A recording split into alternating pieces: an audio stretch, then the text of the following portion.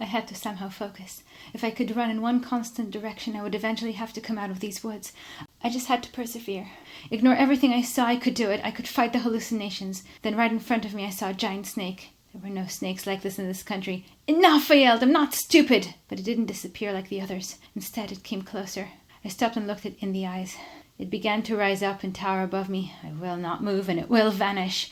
I forced myself to breathe slowly, giving it a piercing stare. What are you doing? Someone tall in half-plate armor stepped between me and the creature, sword drawn. With one swift, concise movement, he chopped off the snake's head and it fell to the ground. That thing was real? Of course! What were you thinking? I noticed a foreign accent before he turned to me and I saw his face. Lancelot! Yes, how? Never mind. He grabbed my hand and we started to run. It was really him. And he was here. Almost impossible to believe. But wait, no. He was just an hallucination too, right? Just like everything else here that vanished when I came close, except he didn't vanish, and he was holding my hand. That was real. Duck, there's a low tree in front of us, he called. His voice had a strange effect on me. We were in the worst peril I've ever encountered, but with him I strangely felt safe. He took us through the paths, navigating them without difficulty. The roads became wider. His large hand was warm, reassuring. Can you keep running? I nodded. I never ran that far. My feet hurt, but I felt I could go on forever if he asked, as long as he never let go. What was this? How was I feeling this way? Uncannily, the sensation was identical to how I felt when I saw him in that portrait or in my dreams. How did you find me? I passed a peasant who said a woman came this way. He glanced at my face. There was such warmth in his grey eyes, and something passed between us, like an almost magical spark. My family said you went missing 4 days ago. I had just come home and headed right back out. No, that can't be. I only left a couple of hours ago. Merlin was working on some time spell around here. You must have stepped into it at some point. What? How do you know all this? My family lives here. Right, of course. Don't worry. I'll get you home, Gwyn. Gwyn? I couldn't hide my surprise. Nobody had ever called me that, except for him, but that was in my dreams. To the real Lancelot, who was the knight of my kingdom, I was your highness, or at least my lady. And yet these titles seemed suddenly redundant between us.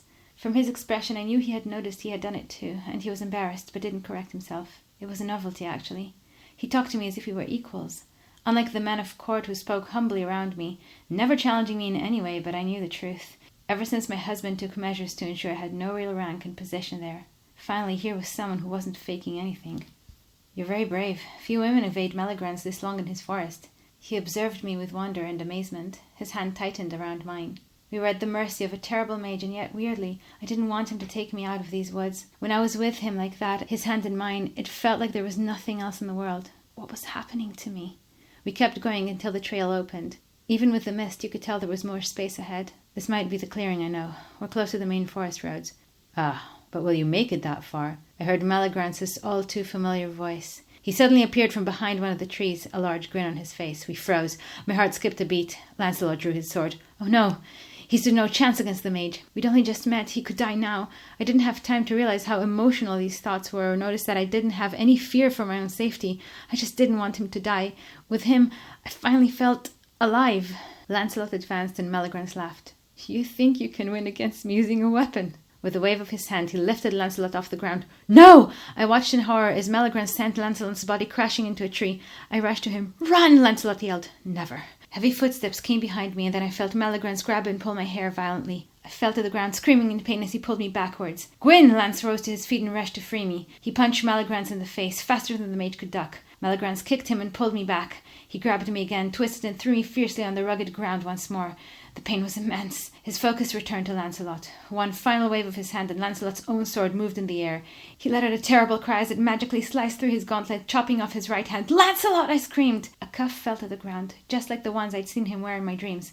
Lancelot bent, his face tormented with teeth clenched as blood rushed out of his arm, and then it happened.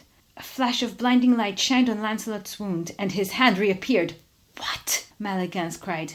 Healing powers. Lancelot waved his own hand, now free from the cuff. Meligrans fell, releasing me.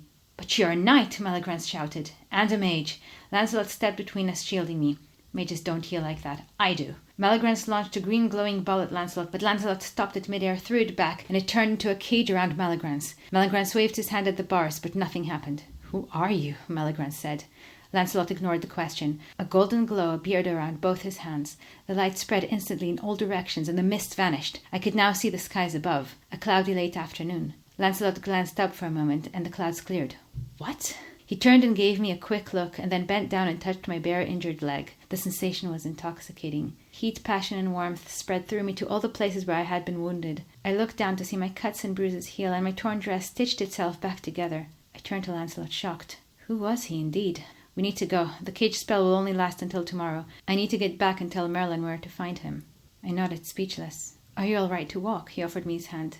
As I took it again, I felt that wonderful surge of heat. He did too, I could tell. He looked at me for a second, his eyes questioning, but we couldn't linger for too long. We crossed the clearing, now at a slow pace. So Merlin knows I was here? Not yet. Or maybe now he does. My family didn't want anyone to find out that we lost you. Kay and his men had left before anyone realized you were missing. When I arrived, Boris and Vivian were out searching for you. We never thought you'd go out alone. I wasn't planning on it. I thought I was still right next to the castle. I got lost. I hope everyone else is all right. Boris is a strong mage and Vivian is immortal. The way he said it made me laugh. He stopped to look at me, and we had another blissful moment. I couldn't believe this was all happening. I felt that nothing was more right than to be with Lancelot wherever we were. So, you just returned home? I tried to make a sensible remark. It's only for a visit. My duty is to serve the Round Table abroad.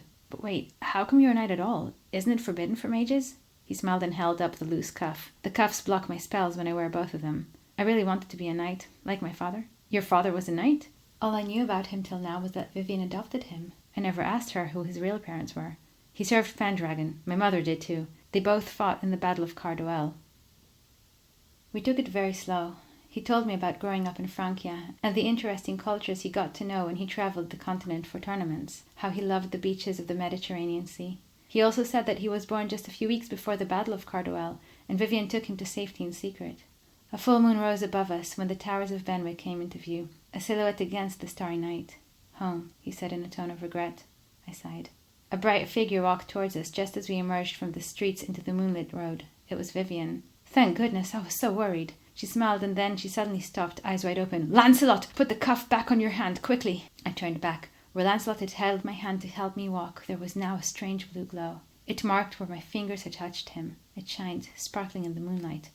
The moon sign. Merlin had told me about this. It came when a mage met his charge. Gwen. Lance. He was my guardian. A mixture of emotions rushed through me, everything from that irresistible longing to be with him to a terrible fear of what this meant. But at least one thing finally made sense, what I felt around him and how intensely and rapidly it came. We were bound by the irresistible force of guardian love, meant for each other since birth. His powers were given to him so that he could protect me. Maybe that was why we met now when I needed him, and the same magic would keep us together for centuries. Except I wasn't free to choose him. Lancelot, cuffs! Now! Vivian commanded, staring at the blue glow that we had to hide. He put the cuffs back and the moon sign vanished. Behind Vivian, Arthur and his men appeared.